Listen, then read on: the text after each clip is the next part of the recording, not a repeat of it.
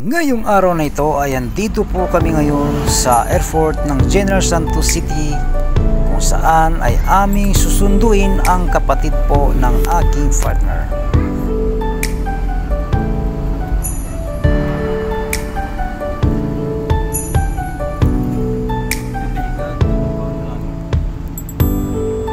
Big shoutout po sa ating mga kapulisan. Yan, napakasnappy po nila, no? At ramdam po natin yung seguridad ng ating mga passengers sa loob ng ating airport. And now mga karespeto, andito na po tayo ngayon sa loob.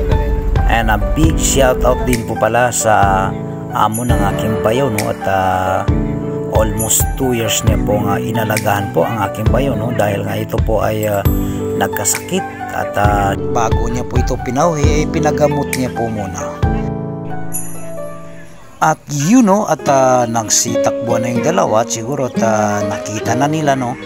Naku, ang hirap palang sumama, no. At parang gusto ko na rin pong umiyak. Yan. Nag-iisa at hindi mapakali, ibang iba pala pag wala ka sa aking tabi. Pinipilit ayan mga respeto, no, nag-usap na po sila, no. At ngayon ay pauwi na po kami ng aming bahay. At kami po ay dumaan sa kainan. Dito lang po malapit yan sa airport.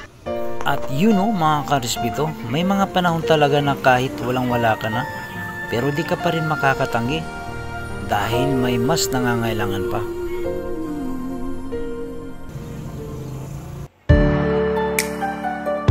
Kaya bago ang lahat, kumain muna tayo dahil ako ay gutom na din.